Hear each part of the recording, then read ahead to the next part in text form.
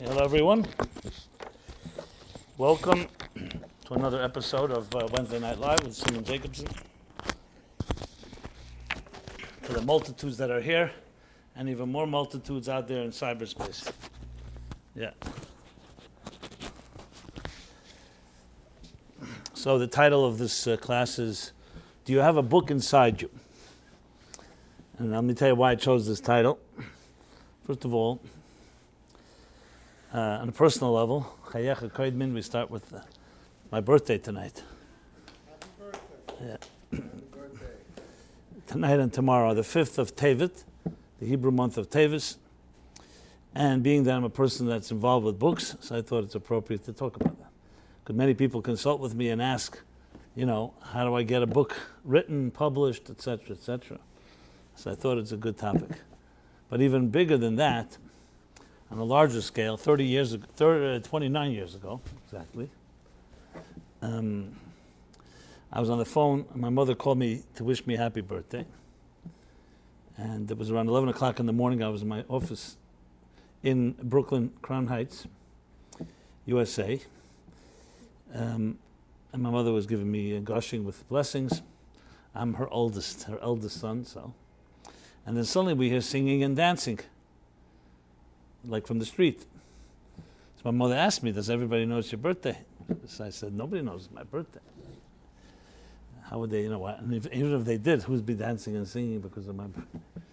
And then we found out that that morning, 11 o'clock, in 1986, actually 87, it was January 6th, 87. Yeah, January 6th.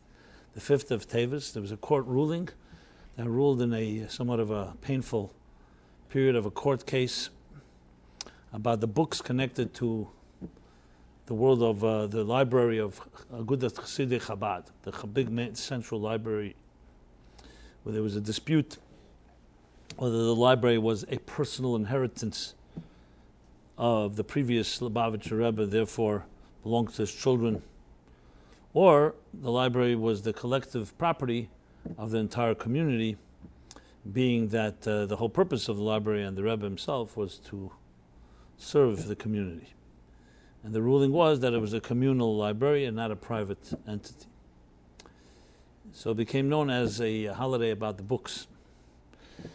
So I thought it appropriate to talk about the power of a book, the power of writing. And as you'll see, it's quite fascinating, actually. I was just at a conference last weekend in Miami, a Torah science conference. And I was asked to speak. The paper I delivered was on biographies. What exactly is a biography? And can we legitimately write, is there such a thing as a legitimate biography, especially of a Rebbe or a saint or a holy person, which is called a hagiography, which means the words or the documentation, the words about, holy words about saints and so on, which by definition means that it will not be completely objective, because the whole point of it is to promote the sainthood or the values and the morals of the person that the book is about. So it's not some type of detached account. So I did some research on the topic, and interestingly, biographies in general are not something that really goes back a long time in history. The earliest biographies go back to the beginning of the Common Era, but there were very few real biographies then. It really became a phenomenon in the late 17th and 18th century, when it began to be seen as a way of documenting history. It was a subset of history. Because if you want to understand history, you have to understand the biography of the people who shaped history, as Thomas Carlyle and others wrote. And then it really was impacted mostly by the sociological and psychological shifts that took place and revolutions at the end of the 19th century. And that's when biographies began to be much more of a social, psychological commentary, not just facts of saying, okay, here are the facts of a person's life. They were born here, in this city, they lived here, they had this family, and so on. And here are the books they wrote, the achievements they had. But biography became an analysis of an individual what kind of mother that person had, what kind of father, what kind of community, what was the environment like, what were the pressures, and so on and so forth. Which, of course, throws a whole new twist, because then it becomes somewhat, you can argue, as speculation. Because especially if you didn't meet the person, analysis you could write. That's why you have biographies about the same person. One will be paint the person in one way, and another will paint the person completely in a different way. So the question is really from a Torah point of view. We Jews are the people of the book. What about where's their biography on Moses, on Abraham? We don't have biographies of these people. And the reason actually is because we do. It's called the Torah. We don't write about them. The Torah documents their story, because the Torah's intent and objective is not just some type of curious voyeurism into a person's life, but the Torah, as the word itself implies, means directive. So its whole purpose is to tell a story that has a directive to us, not just curiosity and gossip about an individual. That's why you'll find in the Torah, you'll find the story of Abraham, for example, begins when he's age 75. That would hardly classify as a biography. What about what happened in the first 75 years of his life? Moses, similarly, you know about his birth, and then you don't know much about his first 80 years until he returns, and that's when he takes the Jews out of Egypt, leads the Jews out of Egypt. And if you look at the Bible itself, it's very disproportionate, where 4 books of the Bible cover 40 years. One book, the first, covers 2,000 years. So it definitely doesn't classify as a biography. And the answer is because it's not meant to tell a story about people. It's meant to tell a story about ourselves. So in a very efficient, effective way, the Torah is really the story of our lives. And therefore, biographies probably would be seen would be seen with some type of suspicion, or let's put it this way, not necessarily, besides whether you can be accurate. You know, everyone knows the game telephone, right? If I whisper a word into your ear, and then you whisper into his ear, by the time it gets back to me, it'll be a different word. And that's in the same room with a small group of people. Now imagine add 3,500 years of history, and millions of people, if not billions. How is it even possible to really give us a very accurate account of events that happened who knows when? And so therefore, from the Torah point of view, it's actually not that relevant to know the story of someone's life, but it's more important to know what lesson that has in our lives. And this lies at the heart of the Hei Teves of this day, and many tremendous lessons, as I'll soon share, that are pretty fascinating when you think about it. So let's go back to the question. Do you have a book inside of you? You know, there's an old adage that says that everyone has at least one book inside them. I don't know about 2, but at least 1. Then there's statistics and surveys that show that 81% of Americans believe that they have a book to write. And they would actually write one if they can discipline themselves. But then there are the cynics, like Christopher Hitchens especially, who says, maybe everybody has a book inside them, but that's where it should remain, inside them. Yeah. You know? And it's not worth, in other words, telling the story. Which of course smacks of arrogance, as if suggesting that he and other authors are the ones that tell the story. Not everybody can tell a story. So it's true, not everybody necessarily has the skill to write a story. But that doesn't mean you don't have a story to tell. It doesn't mean that you are not a book. And this is a critical component in understanding what we human beings are like. So let's open up the book of Genesis, the first time where so-called the word a book is actually used. Where's the first time book is used? So in chapter 5, verse 1, Genesis. Zeh Sefer Toldos Adam. An interesting verse. After telling us the narrative of creation, from day 1 through day 6, and then Shabbos, and the details of the Garden of Eden, and the Tree of Knowledge, and the sin, and of course the creation of Adam and Eve, and the whole episode, the Torah then goes and sums up and says, Zeh Sefer Toldos Adam. This is the book of chronicles of man, of the human being. Literally saying that. Zeh Sefer Toldos Adam. That what? The human being created in the divine image. So this tells us a very interesting statement. Because when you think about what those words mean, it really means it's not just we're hearing the chronicles and the events that happened in Adam's life. Toldos Adam, of the human being. Meaning each one of us essentially is a book. Why are we a book? Not because we're just interesting characters and colorful lives. And each one of us has our own bizarre and complex plot and narrative and so on. No, because we were created by God in the divine image, and that's why you're worthy of telling a story. Your mere existence, the fact that you were sent to this earth, is a story, is God's divine story played out through you. So how many of us are actually living out our lives according to the choreography and the narrative, the divine narrative for which we were created? That's a far more compelling question than just to say whether you got a book inside you and you'll tell us about your family life and so on. Those are the details. As a matter of fact, you can go even further. The narrative that you may think your life is like is actually not necessarily your true narrative. That's the narrative that the circumstances of your life, where you were born, what kind of parents, what school you went to, the experiences in your life. Not to say they're not significant, but they could be very superficial, very external, and not really the real story. Do we even know what our real story is? Which really means, why are we here? What mark and what contribution are you making your unique and distinct and exclusive story that is yours and yours alone? Sefer told us something. So then you look in the Medrash, there's an interesting Medrash. Medrash is the oral commentary, oral interpretation, or oral how do you pronounce it? Exegesis. Okay. Of the Torah. So it says, a very cryptic Medrash, and also Yerushalmi, says the following. Zeh Sefer told us, Adam Ben Azai says, the scholar Ben Azai, Zeh Klal Gadol b'Torah. This is a fundamental or a great principle or a fundamental principle in Torah. Where else have you heard this line, Zeh Klal Gadol b'Torah? So the Medrash continues. Rabbi Akiva, who was his teacher, actually, says, V'ahavta l'recha kamocha, love your fellow as yourself. Zeh Klal Gadol b'Torah. That's a great principle or fundamental principle. Now, there are many versions of this medrash, and commentaries all want to know what exactly are they saying. What is play of words? Is there an argument here? Is it the same statement?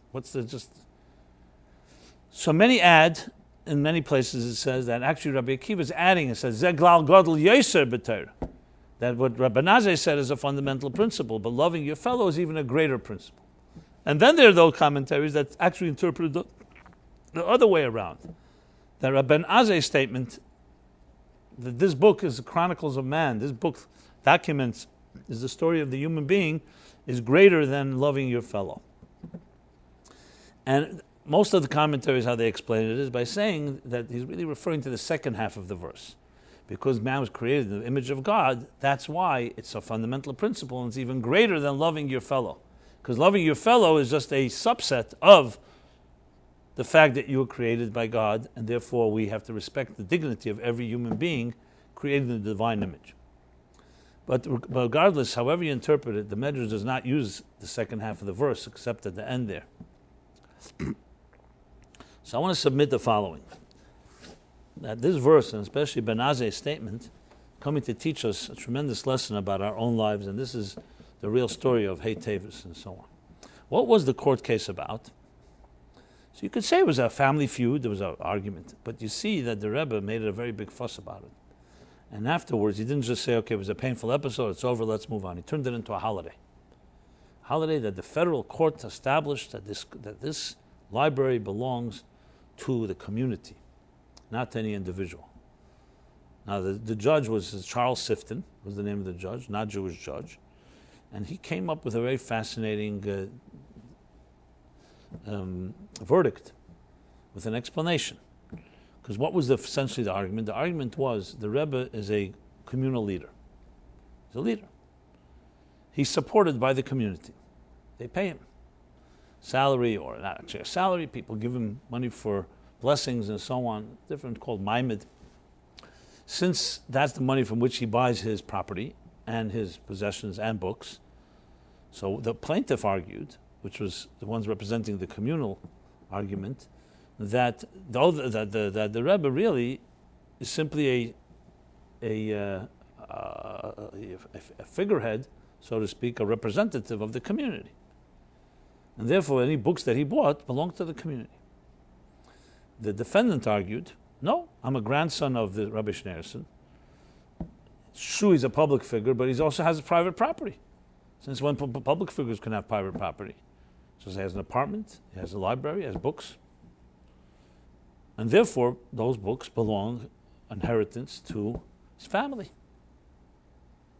Since there were two daughters that remained, it should be split 50-50. Between the two, there were three daughters, but one was killed in the Holocaust. So this is an interesting argument. Judge Sifton actually rejected both arguments. He said to say that the Rebbe is just a so-called representative of the community, it's not the case. The Rebbe has full authority.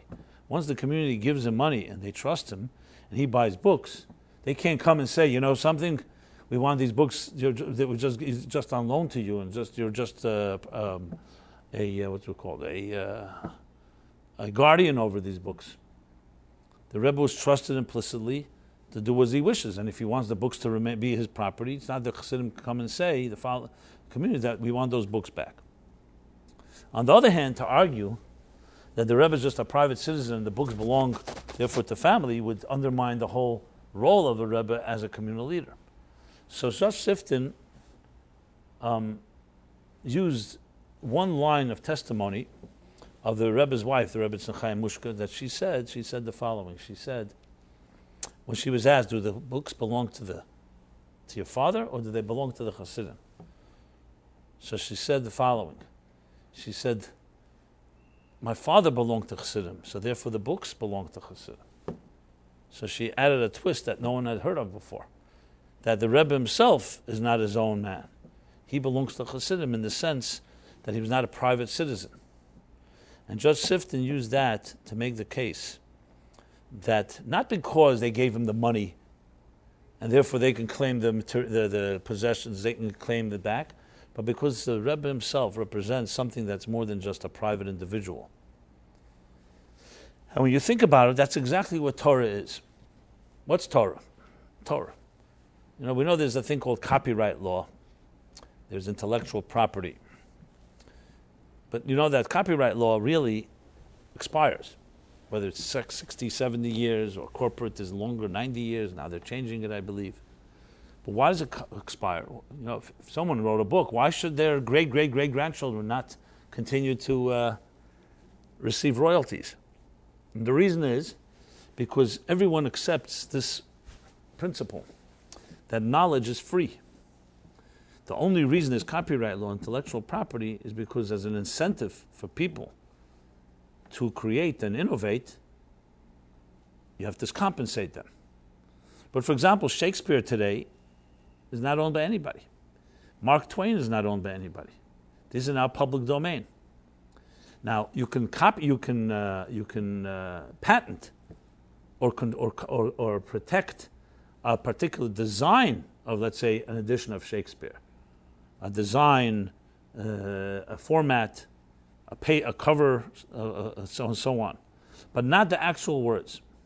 The Torah was never copyrighted. As a matter of fact, there's an interesting medrash that says that when God gave the Torah, He gave it in the wilderness.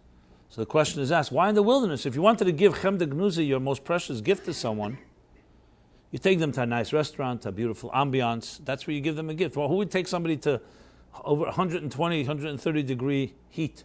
Who knows how hot it was in the Sinai Desert in the middle of June that year, almost 3,300 plus years ago. It was never documented, the temperature. You know, usually they document that. And give them the Torah in such a no man's land. And the Medrash says precisely, because the Torah God wanted to make a point that the Torah does not belong to anyone.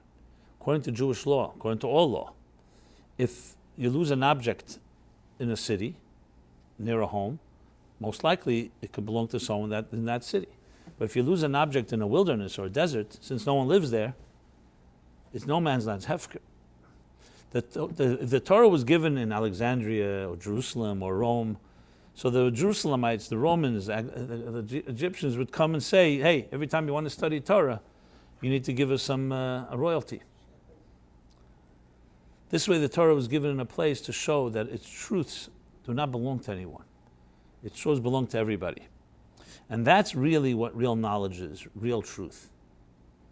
It's not owned by any individual. Judge Sifton came to that understanding, that it's not owned by an individual. It's owned by the world, by the community. It's public domain. And that public doesn't mean that the public can go and sell it. It means, however, it's not a personal property that is passed on as an inheritance. And that was the ruling. So when you think about it, then this day really captures the essence of what a book is and what knowledge is really like. So it goes back, yes, absolutely. By virtue of the fact that each of us was created in the divine image, by virtue of the fact that each of us was born and placed in this world, we have a story to tell. That's your story. And no one has a monopoly on authorship. Every one of us has our story. And the purpose of life is to play out that story, to discover what makes you unique, and then play out the narrative. Now, of course, we have free will, and we have choices to be made, but there's still a choreography that begins from the moment we're conceived and born, as we travel through life, the journey of life. So in that sense, each of us has a unique story, which we'll talk about some more in a moment. But I just want to continue that point. So therefore, essentially, really, real knowledge really belongs to each of you, each of us. Someone says to you, I'll sell you the truth. There's something very fundamentally wrong with that. You can't sell the truth. The truth is inside you. A good teacher helps you uncover it. The greatest compliment a good teacher could receive is when someone says, didn't hear anything new from you. Everything you said I've always resonates with me as if I always heard it. That's like music. Music is, if it's new to the point where it doesn't resonate, then it's not too new. You want it to resonate. You want it to recognize it's a truth that you always knew, but you didn't have quite the words to express it. So just to make the point home, of course, Woody Allen, our good friend Woody Allen, in his own cynical way, always reminds us of some deeper truths. So Woody Allen has a scene in some film where this guy comes to the rabbi and says, Rabbi, so tell me, I hear the Torah has all the secrets of life, the truth, the real truth. Yes, my son. Would you teach it to me? Of course. How much will it cost? He said, how could I charge you? God didn't charge Moses and the Jewish people. Moses didn't charge. So how can I charge you for teaching? The guy's doubly impressed. Not only is he going to receive the truth, he's getting it for free. How often does that happen? But of course, the punchline. They open up a Torah, it's in Hebrew. So the rabbi says, Hebrew lessons will be $20,000. So that's like, that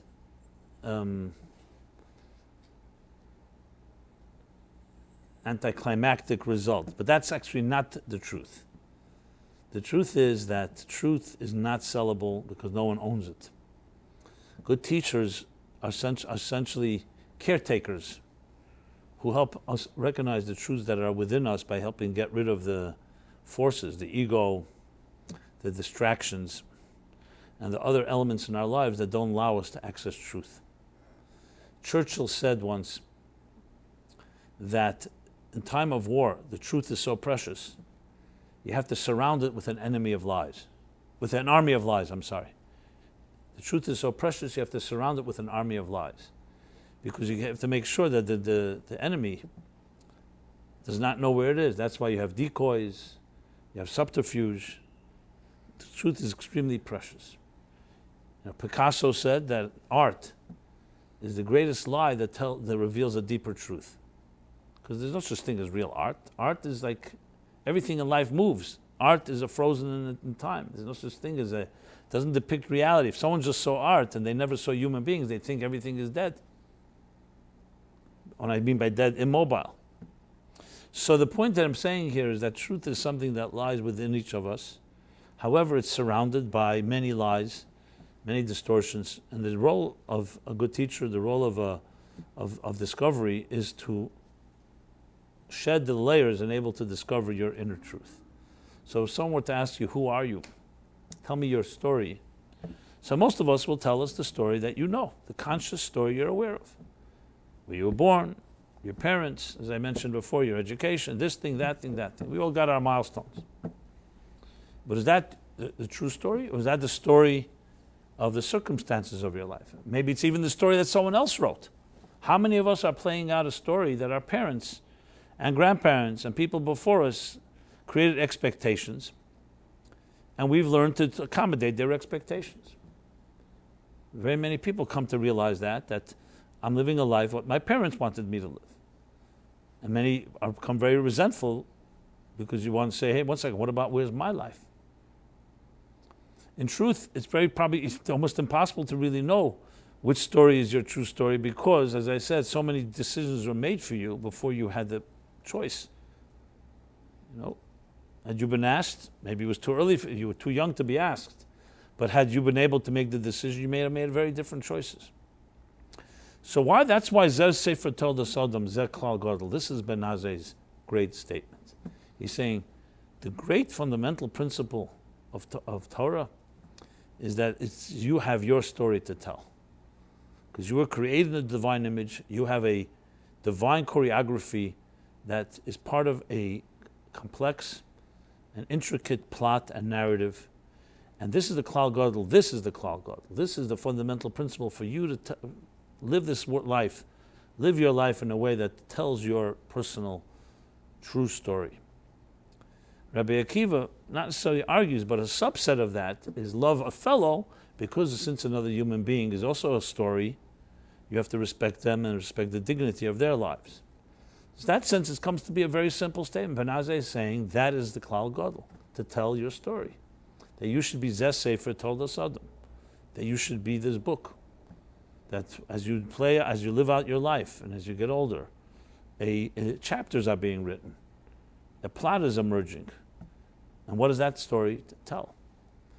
Now, when you look at our lives right now, each of you, each of us, what is your life like? You'll find most of it is a lot of fragments. You're not going to find a plot, necessarily. Because we are products of our environment. Some call it victim of circumstances. Maybe victim is too strong, a product of circumstances. So then you say, okay, I could say these facts. As I said, I was born here, I traveled here, I went to school here, my parents this is what the job I have right now. Someone will say, okay, is this job you spend most of your day today doing what? A certain job, let's say. We'll assume someone does have a job, okay? Does this job reflect your life story? You'll say, no, actually, I hate my job. Most people actually hate their jobs.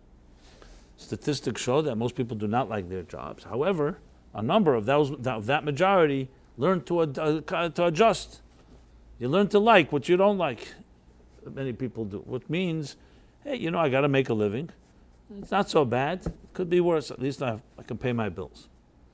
The very small minority can tell you that the jobs they have is their labor of love. That this is what my soul's mission is being fulfilled through my work. Very few people will say that. Now, there are people also who are unfortunately out of a job.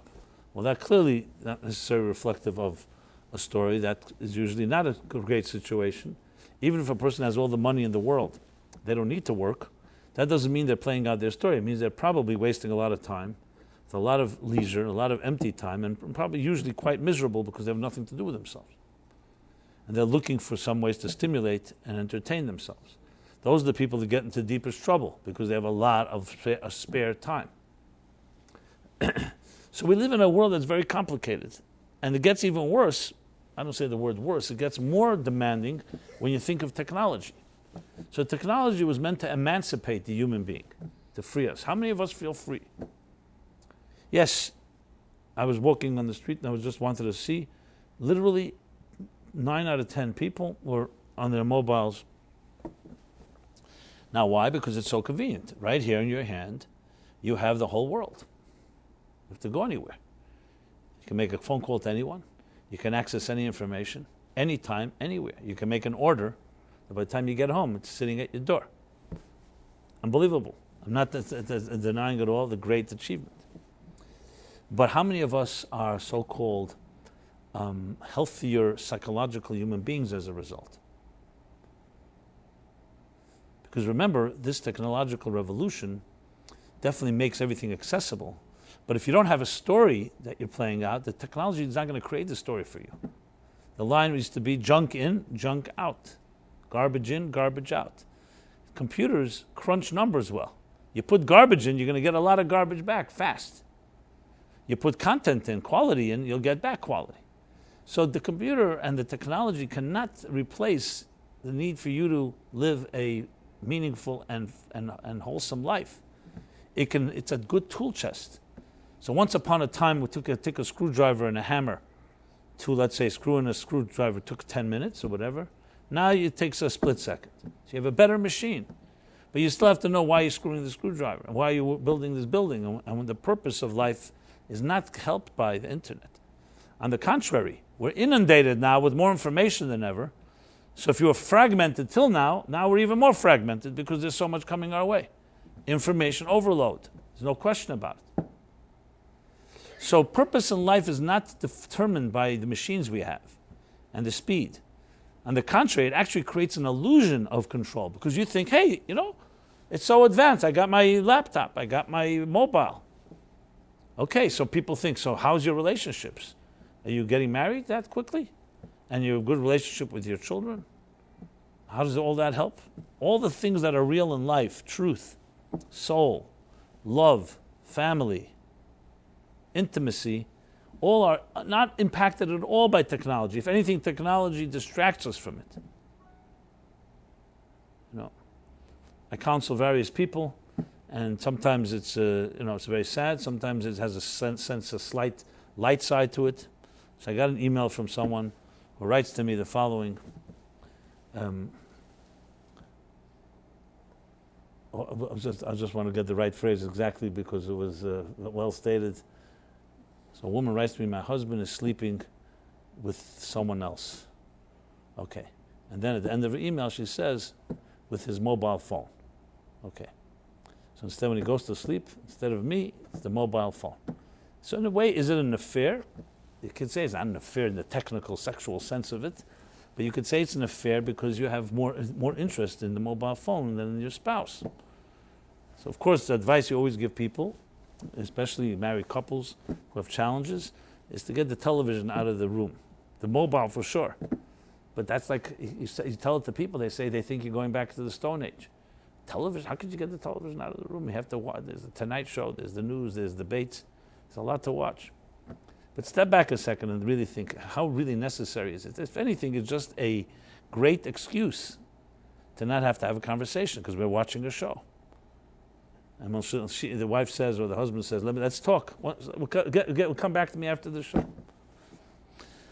So technology could also become an impediment, an obstacle in creating relationships. So we live in a world that stories are being written for us, and we're living vicariously through them.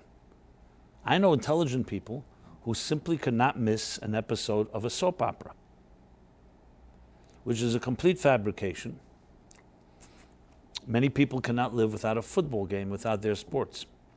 I'm not suggesting sports is a bad thing, but if your life is being lived out by somebody else, the battles that are being played out in the field are replacing the battles that you have to fight on your own, you got yourself a problem. Now, instead, you could say, well, it's more of a subtle problem. Not necessarily so subtle. Essentially, we're living lives through others. This is the whole worship of Hollywood stars, of rock stars, of as I just said, the media, the watching others. Especially now, you have 24-hour television news. How many times, if you keep the television on, you're going to see the same cycle of news? How many times can you see the same thing? Then you have the Weather Channel. When they launched the Weather Channel, no one expected. They said, who's interested in seeing weather 24 hours? And you know what? It became hugely successful. Because people are looking for the lowest common denominator to have something to entertain them. And weather seems to make you feel like you understand the patterns and the forces that are shaping weather.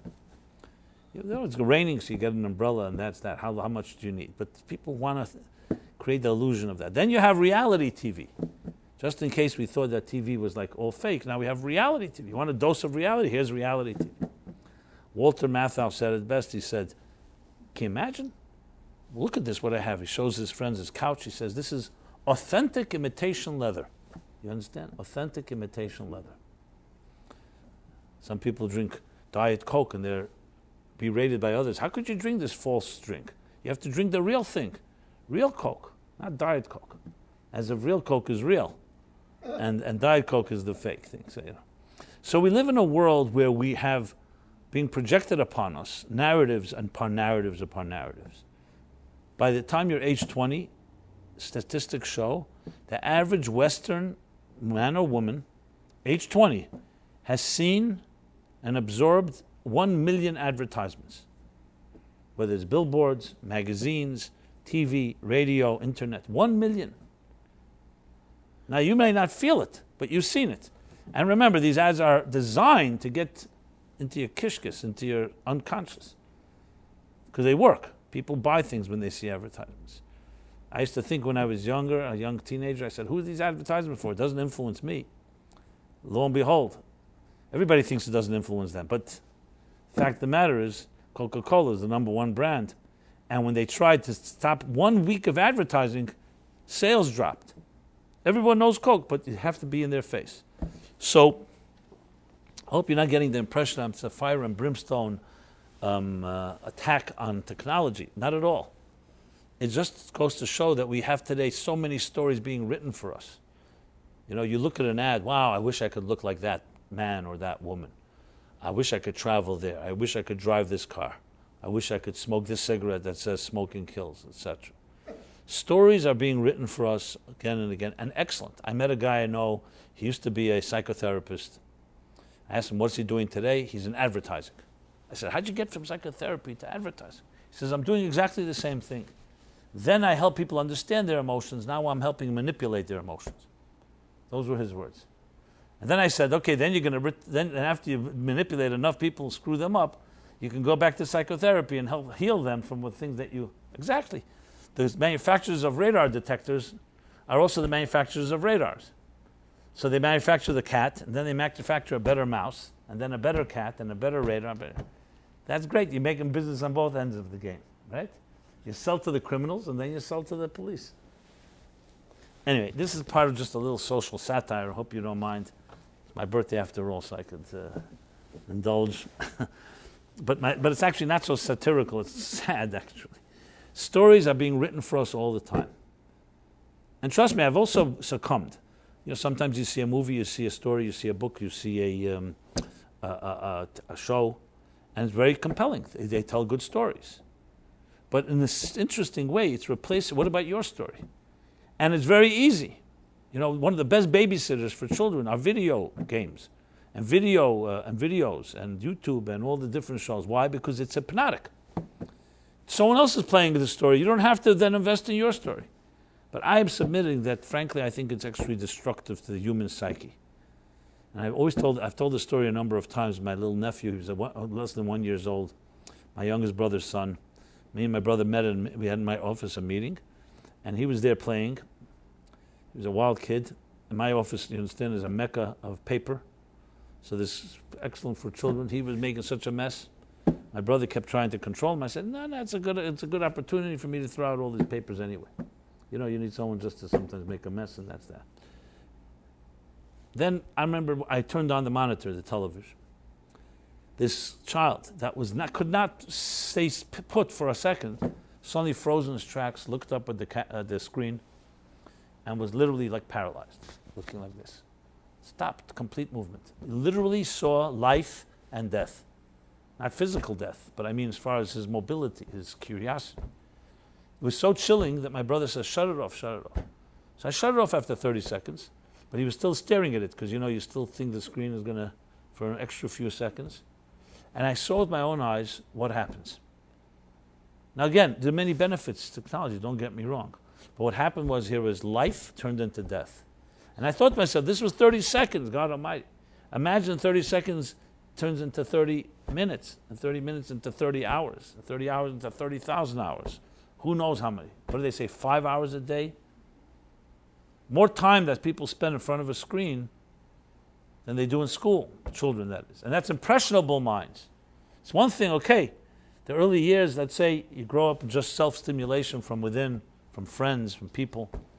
You become an adult, go entertain yourself with others. But the impressionable years shape who you are. How could anybody have a fighting chance, I think to myself? To have a real, how could you have a real relationship with a human being when it's so easy to have a relationship with characters that are fictional on screens? All this is coming to tell you that many stories are being written for us. And Zeh Sefer Toldosam, that's what Ben Azai says. Zeh Sefer Toldosam, Zeh Klal God. You want to know what's the fundamental principle in Torah? That this is your book. Your soul is your story. And that's why you have an expression. What's the most famous declaration in all of existence? The Ten Commandments. Ten Commandments, arguably, I think everyone would agree, most famous so-called declaration. How does the Ten Commandments begin? With one word. Anoichi. Anoichi Hashem. I, your God, the Lord your God. So everyone, what is this word Anoichi? What would be, it says, Hashem, say God took you out of Egypt. Or the famous word is Ani. Usually in Hebrew, Ani, Anoichi is a word that's somewhat Aramaic. And the Talmud in Shabbos says that Anoichi is an acronym. 4 letters. Aleph, Nun, Chaf, Yud. Ano, Nafshi, Ksovis, Yehovis. I have inscribed my soul in these words. So it's not just I. God is starting the statement, this is what a real book is. An author inscribes his or her soul in the words. It's not just words, it's living words that are the story of your real life. And the first one that did it was God himself. He didn't just give us a book of laws and inspiration and morals and do's and don'ts and so on. Thou shalt not. He gave us a taste of himself, of his essence in these words. And the same is true with every real book. Books that are written with blood, sweat, and tears. A person puts their whole soul into it. That book lives on as a living memorial of the author. And that's why for Jews, books were never just books. Let's take a Torah scroll itself. What do we do with the Torah scroll? We dance with it on Simchas Torah. When's the last time you saw somebody dance with the complete works of Shakespeare? Or any other great novel, fiction or non-fiction? We dance with the book? And even more glaring, when, God forbid, in the days when they would burn down synagogues, you'd see Jews running into a synagogue to save the Torah scrolls that were in the ark. Now we think, 1 second. A Torah scroll is a book. It's a scroll. There's thousands of others. You could always write a new one. It's a life. A baby is, God forbid, is trapped in a burning building. You do whatever it takes to save the life. But a Torah scroll is just a book. It's letters on parchment. Because Jews saw Torah, as we say in the evening prayer, Chayenu ve'erach yemenu. It's our life and our sustenance. Torah is chayim. It's not just a Torah, a book. It's a book of life. We hold on to it for our dear lives. And it is exactly that. It is a baby. It's a child. It's a life. Because in it lies the soul of God. In it lies the soul of the people who've written the different holy books that we have. And that's why when we have the books, it's not just a nice library. Bayis Molis Forum, not just a nice library. It's actually the souls of the authors are lying in those words. Who is it? Rabbi Hanina ben Trajan, I think, from the 10 martyrs that were so brutally killed by the Roman emperor, which we relate the story in Yom Kippur. So this particularly, without going into the gory details, each one was tortured in a very particular way. So he was wrapped. He was wrapped in silk and wrapped in a Torah scroll to prolong the agony as he was burned alive. And his students asked him, "What do you see, Master?" as he was dying. He says, "I see a Torah burning, but its letters are hovering, parchas are hovering upward into heaven." So like the letters are rising. What was he saying? Exactly that.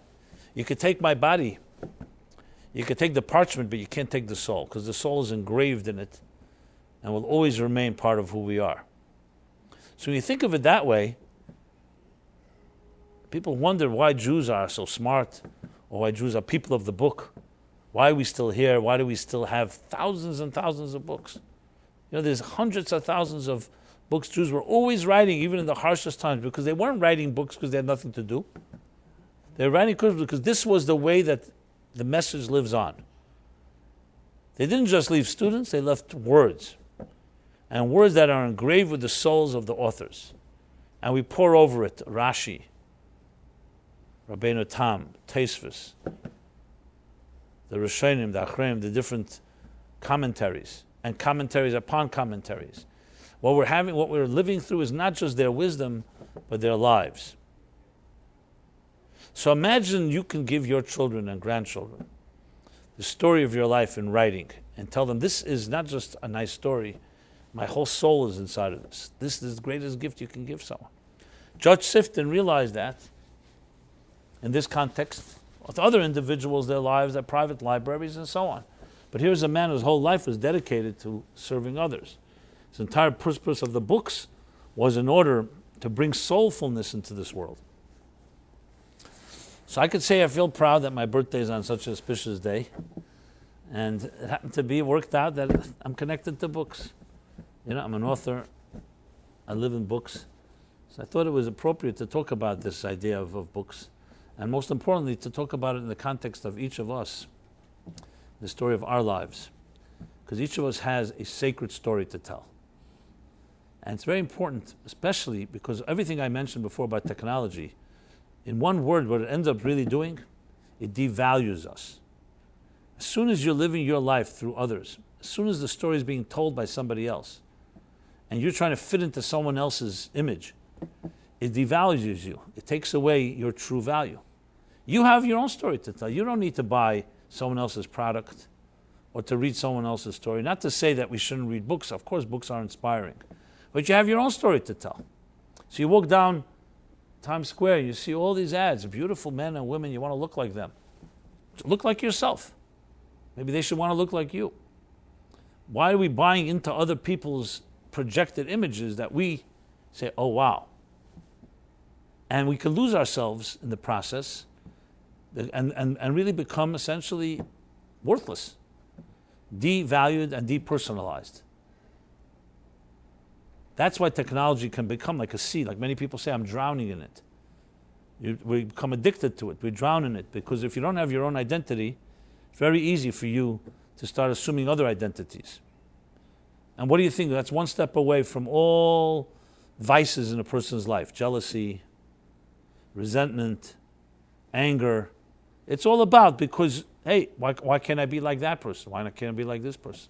If you were comfortable with your own identity, if you saw your narrative unfolding and you saw it was a sacred story, would you really need to run after someone else? Tell your story. Write your own book. That's why Ben Azai's statement is so powerful. Zeh klal gadol, this is the fundamental principle. Write your story. And you can begin right now. The first step is to step away from other people's stories. Obviously, we are children of our parents. We have brothers and sisters, so we intersect. But the story is how your life plays itself out. And that story is valuable. Not just valuable, it's precious and indispensable. The dispensability of your narrative. Now, that's the end of the day when we think in terms of Torah and books, that it's about the engraving of the soul, your soul. Now, if you could actually write a book, great, by all means. But this is not necessarily sitting down and writing a book per se. It's about the activities, the actions you do. So if you think of it that way, instead of writing a book tomorrow morning or even tonight, start with chapter 1, which is, what are you going to be doing tomorrow when you meet people? Are you going to determine how things go, or is it going to be determined for you? Let's start with that. When you know you're in control, so tomorrow morning you wake up, whatever the regimen you go through, you meet the first person you meet. You're in control. What is the story you're going to tell now? Are you going to say something kind and nice on your terms? Or are you going to just wait till that person says something so you react? They insult you, or they smirk, or whatever it is, and now you're reacting. When you start taking control of your life and start telling your story, then everybody that you meet, everything you come in contact with, becomes part of your narrative. that you are telling, instead of you just trying to fit in or becoming a victim of other people's narratives. That's the real question.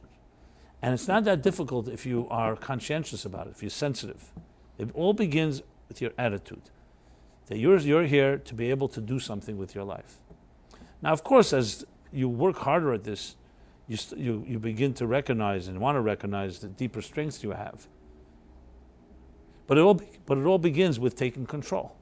With taking control of not becoming just reactionary, but not just reacting, but proactive. Not just responding, but initiating.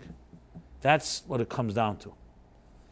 But it's not that easy because we have clients and we have customers and we have employers and we have all kinds of people putting pressure on us. I want this, they want that, and so on. That's why the goal here is not to start a cold turkey. Step by step, find areas in your life where you can determine what you're going to do. Take, for example, Shabbos. Shabbos is a perfect day. Shabbos is a day where we're supposed to not do work. No one's supposed to be dictating what you should be doing on Shabbos. You could say 6 days of the week, 5 days of the week, I belong to my boss. Not 24/7, but the hours, my waking hours, work hours belong. Okay, fine, that's the deal.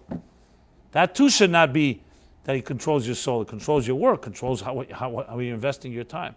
But Shabbos is your day, your soul day. What story do you tell? But often Shabbos becomes a product, like someone told me, that it takes 1 day to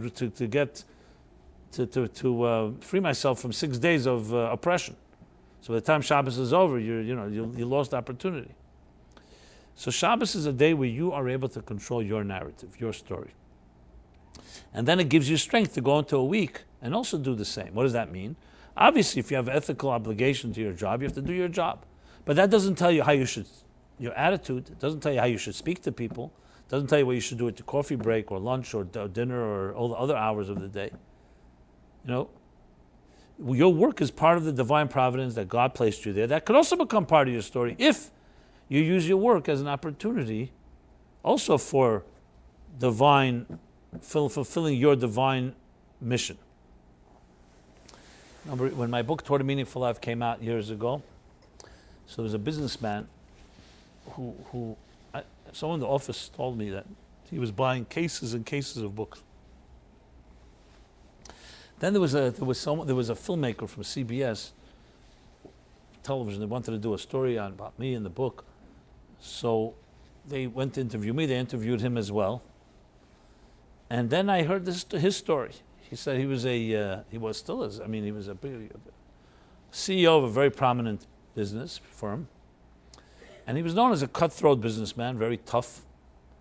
He was reading my book. He says he was really touched by the chapter on work and productivity, that even your work, not just Shabbos and holidays and when you're doing your Jewish thing or your religious thing, but even your work is also a way for you to express what God wants of you. And there were examples. For example, put a charity box on your office desk, not just in your home. To remind you that everything you make is also meant to give, not just to take. And he decided to go a step further, not only to have a charity box, he bought books, Torah Meaningful Life, and every business meeting he had, he would give about a book at the end of the meeting. He told me he can't imagine how it changed his entire life. Because here he was having these business meetings, tough meetings. There was no heart, no soul. It was business, pure business, hardcore, cutthroat, meat shark type of negotiation. And here he's suggesting before the meeting, at the end of the meeting, that everyone should put a quarter or a coin or $1 in the charity box. And here's a book for you to read called Torah Meaningful Life. It's about spirituality. And it just added the dimension. He says it literally elevated my entire office, my entire work. And I actually developed and cultivated all kinds of new relationships with people because they never saw me that way. They always saw me this tough guy, etc. So he changed his narrative with that story. Till then, business. And now he turned it into something that became an environment for something more than just dog eats dog, money, what can we do for each other, and I give you if you give me, and that type of the negotiation of survival of the fittest. Everyone has that ability to control their lives. So often when you say, my life is out of control, I don't know what to do, I can't find my soulmate, there's all the different things that we have challenges in. Maybe it's time to start taking control of the easier things. Start writing your narrative where you do have control. Before the big things like, obviously finding a soulmate is a serious undertaking. You do whatever you can. But there are a lot of things that are far easier. How you wake up in the morning, what prayer you're going to say, your attitude, being optimistic, being joyous, choosing better friends. There's hundreds and hundreds of examples where a person can make different changes immediately. It just takes a little effort and sometimes a good friend that can help suggest. I just made a few small things. It's not even very serious ones. But these changes compel you to start writing your story, as opposed to someone writing your story, or as opposed to just falling in backwards into a scene. You are the writer, the actor, protagonist. You tell the story through your life. Zeh Sefer Toldot Adam. So to me, when I look at a day like this, Hei Teves, and all its significance, I see it comes back down to the fact that we're talking about the words, holy words, sacred words, that are the soul of the author, as I said, invested in it. And the lesson to us is that each of us has that power to write our story. And that makes every story very subjective, very unique, very special. And if you wish, it's not just a story, it's also a song. It's also a form of music. Now look at this week's chapter in Torah, Vayigash. One of the more rare instances of you see a person's nobility in Joseph. So you know the story. Joseph is sold by his brothers into slavery. First they wanted to kill him due to jealousy, and they ended up selling him, and he was brought down to Egypt, where he was having he was imprisoned and so on, and finally he ends up becoming, for long story short, last week's chapter, viceroy, second in command of Egypt. He turns Egypt into a superpower, because the years of famine that followed, that followed the years of plenty, they stockpiled a lot of grain, and it became the central place to buy grain during the great famine of that period. Now, what happens to this family? So 22 years pass, because everyone needs grain from Egypt. So Joseph's brothers, sent by Jacob, go down to Egypt, and Joseph recognizes them. It does not, however, reveal his identity till this week's chapter. In this week's chapter, a very dramatic scene. Joseph is testing them. He forced them to bring down his brother Benjamin. And now it's a situation where Jacob is afraid he's going to lose a second child, because from his point of view, Joseph had been killed. And Judah confronts Joseph and takes Arevus responsibility. He says, I pledged to my father that I would make sure that my brother Benjamin comes back alive. So take me instead of Benjamin. And that's where Joseph finally can no longer control himself, the Torah says. And he sends everyone out, and he calls over his brothers and reveals his identity. Now you can imagine the shame, the disgrace that they felt. They never knew what happened to him. Here he is 22 years later, they're completely at his mercy. But what they did the worst crime possible. They tore him, they told their father he's dead. They threw him into a pit.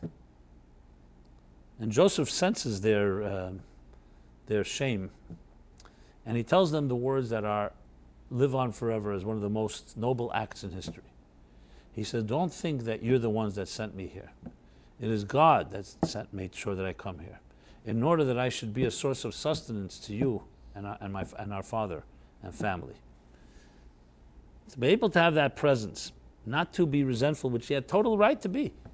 He did nothing wrong. And yet he rose and transcended and said to them those words because he wrote his story. He could have played victim, 22 years, he's bitter, he's angry, all the stuff that comes from that. He wrote a new chapter that no matter what happened to me, I'm not going to be a victim. God sent me here, And there's a purpose even to the pain that I went through. And he's rewarded for this in many ways. But it tells you how a person took the harshest of circumstances. And you see it time and again. You see people who, difficult things in life break them. They become bitter, cease to be productive, and become literally, wallow in their own misery. And then you have people who came out of the Holocaust or other serious, serious challenges, and they wrote their story. Success, rebuild their families, build businesses, wrote a story. They would not allow themselves to go down. Their own dignity didn't allow themselves to just go down and say, you killed my whole family, now my soul is killed as well. Now, I'm not judging anyone. No one should ever know of such a challenge. And people who've gone through such challenges are sacred in their own right, and it's between them and God. That's not our business. But it's unbelievably empowering when you see people who survived terrible things and the refinement that they achieve. I see this, thank God I'm blessed to see. I wish it wasn't this way. I see people who've endured unbelievable abuse in their homes of the worst sort. Many get broken and many lives are shattered. But I've seen the most refined people that I've ever seen in life are the people who've gone through the fire and made it. There's something about a fire that turns them into angels in a certain way. Brings out deeper strengths.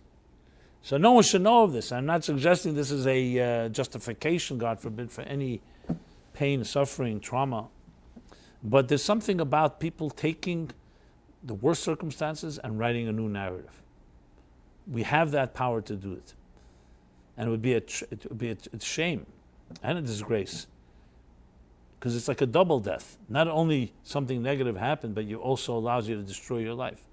Whereas a person takes it and turns it into some type of asset. That liability is a tremendous part of the narrative. So narratives can be written all the time, not only when things are going well. Even negative things can teach us. You may not see it right away. They say take some time. But the time has come that for us to stop living other people's stories, to being characters in someone else's plot, to begin to write the plot ourselves. And the choreography has already been written, as I said. Zet Sefer told us, there's a story that God's already written for you. Places you were born, the place you were born, places you traveled to, the people you know, your personality type, the opportunities that come your way. These are your unique coordinates. So when you bring them together and you write a story, a positive story of how you take that which you were blessed with, and even that which you were challenged with, and turn that into a story, then your story is starting to live itself out. So I think this is the greatest tribute that we can make to a day like this. And as I said, on a personal note, it's my own birthday, so it's the beginning of my so-called annual mission. Everyone has their birthday where the cycle begins again, the spiral, I should say. And because it's a day when one's mazel, one's so-called fortune shines, I want to bless you all, that you should all be blessed to be able to discover the inner strengths and the inner story of your life and live it out. Because the world needs it, you need it for sure, the world needs it, everyone around you needs it. One of the most beautiful ways to do so is actually in finding your soulmate, because that's when real stories start being written. It's one thing, the story of your individual life, but the story really begins to write when you build a family. You find the proper spouse. You have children if God blesses you with that, and you're able to do that. Regardless, it's the home you build in the image that you would like to build it. Your home, not someone else's home, not even your parents' home. Your parents' home, they shaped, for good or for bad. To build your own home, your own environment with another person is ultimately where you make your footprints in the sand in ways that nobody has done before you. So I bless you all to be able to find that. And even if you're in that situation already, to always renew your vows, re-embrace your mission, and begin to look for ways to tell your story. That's my blessing to all of you. All in good health and in abundant parnasa, which is livelihood materially and spiritually. And And a concluding note, as I always say, I'll say it again, it's always an honor for those that I've met, both here in this room, those of you in cyberspace that I may have not met physically, but you've seen me. I travel often around the world. People meet me, like they know me very well. They know everything about me. They know when my birthday is. They know this. I've never met them. So it's somewhat of an uneven type of relationship, you know. But one day there'll be a two-way looking glass, I guess, where we could see each other. So it's a great honor to be able to intersect with different souls. You know, so many beautiful divine narratives waiting to be told. That's how I see it. So I feel my mission, and I renew my commitment to my mission, is to help people discover their narrative, help them, empower them to actually and have the courage to live it out, live up to the great potential that we all have. And because we intersect, our narratives, of course, also, our chapters also intersect. So that's also part of the, I guess, the electricity, the mystery, the suspense. Suspense is the word, because you never know who you're going to meet and what new narrative will grow out of another intersection. So God bless you all. You should all be blessed, as I said, in every possible way. And we continue this journey and this narrative. I've been doing this class now for 1982. So it's 34 years. And frankly, a story has developed from it. I would say more than a story, thousands of stories. Because when you make that little initiative and you stick to it, all kinds of things happen. So it's something each of you can do. You start something new, you know, something good, never stop. You could have once a month, once a week, a class in your own home, or get together with a friend. The key is to continuity. That's when the real magic happens. So that's just one example of it. And I hope God will bless that me and everybody with the strength to continue this journey. And so until next Wednesday, every Wednesday, 8:15. If you have not given me your email address, please do so I can keep you up to date. So there are times when I travel, so the class doesn't take place on location, but I always record it. Today's using technology for the good to bring a personal message to the world. Okay, thank you so much, everybody, and have a very pleasant week. Thank you.